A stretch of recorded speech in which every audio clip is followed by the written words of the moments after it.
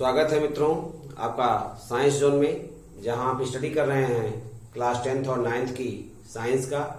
आज class 10th के electricity chapter के पार्ट 5 में आपका स्वागत है। हम सभी आज स्टडी करेंगे इलेक्ट्रिकल सर्किट का, जिसे हम विद्युत परिपथ कहते हैं। दोस्तों, विद्युत धारा के प्रवाह के बंद मार्ग को विद्युत परिपथ कहते हैं। विद्युत धारा के प्रवाह के बंद मार्ग को, बंद क्लोज सर्किट होती है उसको, तभी धारा प्रवाह होगी। कैसे? आइए एक छोटा सा सर्किट बना करके देख लेते हैं। सर्किट को हमने ओम के नियम के सत्यापन में यानी पिछले वीडियो में मैंने आपको बताया था, लेकिन एक बार फिर देख लेते हैं, रिव्यू कर लेते हैं।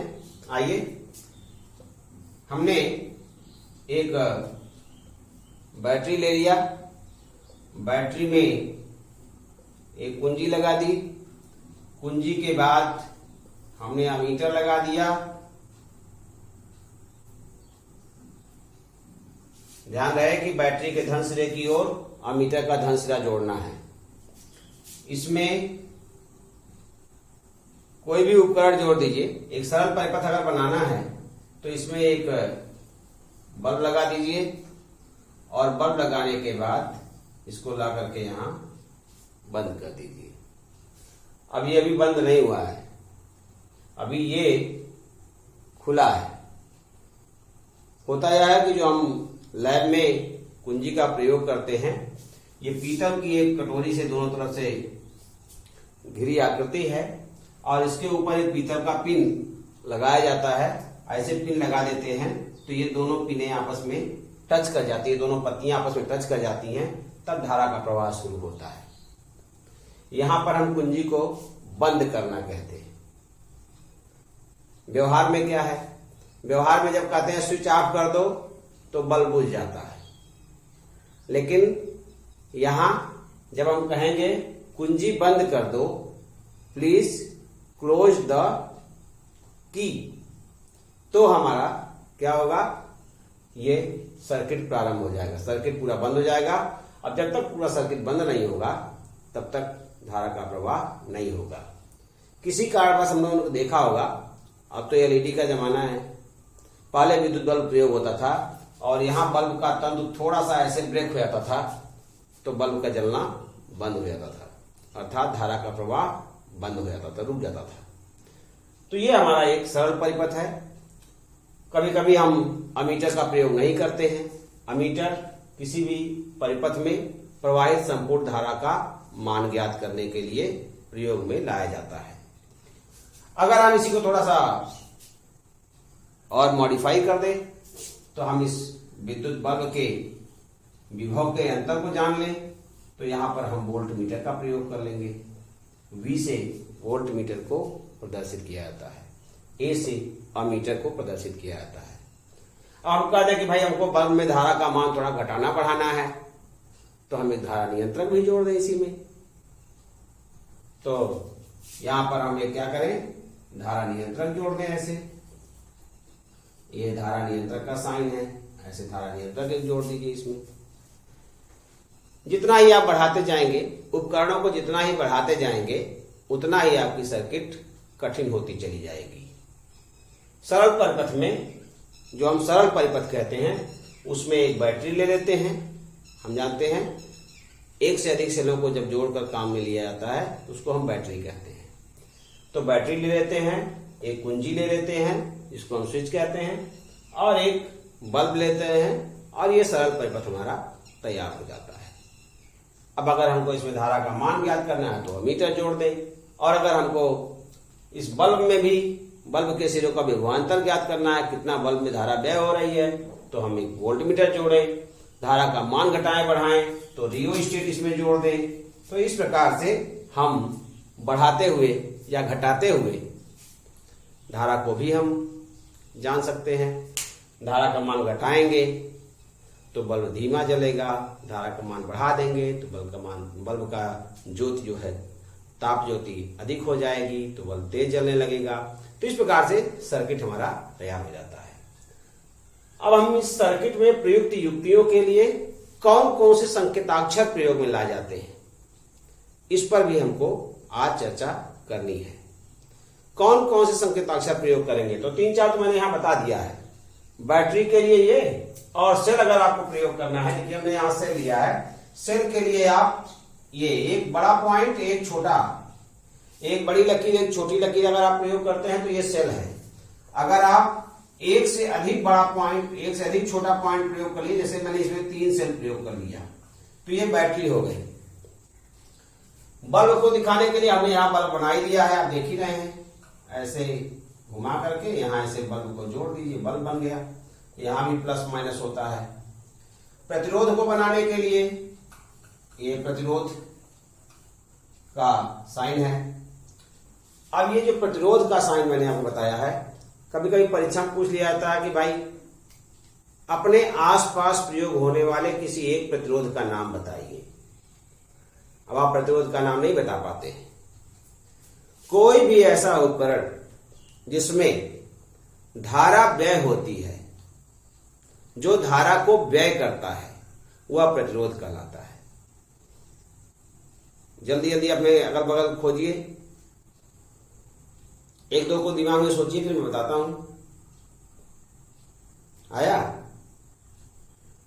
गर्मी का दिन चल रहा है तो पंखा आपने प्रयोग किया ही होगा, कर ही रहे होंगे। पंखा एक प्रतिरोध है। बल्ब तो जलाए ही होंगे, अंधेरा हो जाता तो बल्ब भी प्रतिरोध है। कूलर, एसी, फ्रीज, जो भी उपकरण आप विद्युत से प्रयोग में लाते हैं, विद्युत की सहायता से जिस उपकरण का आप उपयोग करते हैं, वे सारे के सारे प्रतिरोध के रूप में यूज में आते हैं। यानी वे अपने अंदर धारा के प्रवाह का विरोध करते हैं, तभी तो चलते हैं, वे धारा को व्यय करते हैं। उपकरण है ये सब। अब कुंजी खुली, अभी मैंने आपको दिखाया था, ये देखिए बंद कुंजी है। अगर ओपन करना है तो ऐसे, ये ओपन कुंजी है, और बंद कुंजी को अगर आप प्रयोग करना चाहते हैं तो ये बंद कुंजी के लिए यहां बीच में ऐसे डॉट आपको बना देना होता है। धारा नियंत्रक का संकेत ये है, टेबल बना लेते हैं। धारा नियंत्रक आप आगे नीचे बढ़ा लीजिएगा अपनी कॉपी में। धारा नियंत्रक को परिवर्ती प्रतिरोधक भी कहते हैं। क्या कहते हैं? परिवर्ती प्रतिरोधक। यानी यह धारा की मात्रा को घटाता बढ़ाता है, इस कारण से इसको परिवर्ती प्रतिरोधक भी कहते हैं। कैसे दिखाते हैं इसको? इसको दिखाने के लिए 2 प्रकार से संकेत प्रयोग में लाए जाते हैं। एक तो ये आप प्रतिरोध यूज करते हैं, इसी पर अगर ऐसे तीर आपने दिखा दिया तो ये धारा नियंत्रक का साइन हो जाएगा। इसको अंग्रेजी में रियोस्टेट कहते हैं।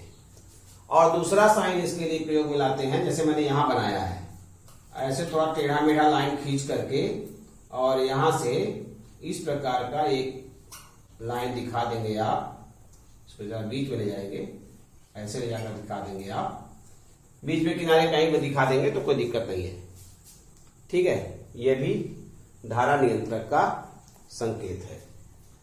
ऐसे तार संधि एक प्रयोग होता है। तार संधि यानी तारों का जोड़ कैसे हम दिखाएंगे। किसी परिपथ में तार को जोड़ा है आपने तो कैसे दिखाएंगे उसको। तो तार संधि को दिखाने के लिए आप एक तार ये दिखा दीजिएगा और ये यहां लगा के ऐसे जोड़ दिखा दीजिए, ये तार संधि हो जाएगी। ऐसे ही कोई तार की क्रॉसिंग है, तार क्रॉसिंग अगर आपको दिखाना है तो कैसे दिखाएंगे।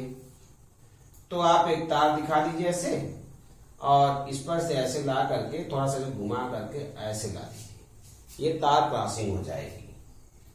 अमीटर को दिखाने के लिए आप यहां देख ही रहे हैं। अमीटर को ए से प्रदर्शित करेंगे और इसमें हम एक गोला बना लेते हैं, इसमें धन और ऋण का चिन्ह भी दिखाते हैं। स्पष्ट रूप से धन और ऋण का चिन्ह बनना चाहिए। इसी प्रकार वोल्टमीटर को दिखाने के लिए आप ऐसे V लिख दीजिए, यहां धन और ऋण का चिन्ह बना दीजिए, तो आप वोल्ट मीटर को इसमें दिखा लेंगे। इस प्रकार हम लोगों ने कुल 11 युक्तियों को किसी भी परिपथ में जोड़ने के लिए कौन कौन से संकेताक्षर प्रयुक्त होंगे इसके बारे में भी आज सीख लिया है। तो इन युक्तियों को कैसे हम यूज करें परिपथ में, कैसे उनको डिनोट्स करें, हम लोगों ने सीख लिया। एक छोटी सी परिभाषा मैंने इसमें बताया था आपको, एक बार रिवाइज करते चलते हैं। अभी आप स्क्रीनशॉट नहीं लेंगे, रिवीजन कर लेते हैं। इलेक्ट्रिक सर्किट क्या है? तो विद्युत धारा के प्रवाह के बंद मार्ग को विद्युत परिपथ कहते हैं या विद्युत सर्किट कहते हैं। हमने आपको एक छोटा सा और परिभाषा बताया था कि बैटरी क्या है। तो बैटरी 2 या 2 से अधिक सेलों के संयोजन को बैटरी कहते हैं। एक थोड़ा सा और परिभाषा बताया था हमने कि ये प्रतिरोध, अपने अगल बगल कौन कौन से प्रतिरोध हैं, तो इसके एग्जांपल्स मैंने आपको बता दिए थे, याद होगा आपको। ये जो मैंने यहां चित्र बनाया है, ये ओम के नियम के सत्यापन के लिए प्रयोग में लाया जाता है और इसको हम लोगों ने पिछले वीडियो में देख लिया था। इसके पहले वाले में हमने रेजिस्टेंस के बारे में जानकारी प्राप्त किया था, प्रतिरोध क्या है और विशिष्ट प्रतिरोध क्या है। कुछ परिभाषाओं को भी उस वीडियो में हमने देखा था, तो आशा है आप सभी वीडियो को देख रहे होंगे, और अगर अभी तक नहीं देख पाए हैं तो आगे आपको अपनी आवश्यकता अनुसार वीडियोस देख लेना चाहिए, जानकारी प्राप्त कर लेना चाहिए। यह वीडियो आपको अगर अच्छा लगा है तो इसको आप लाइक कर दें।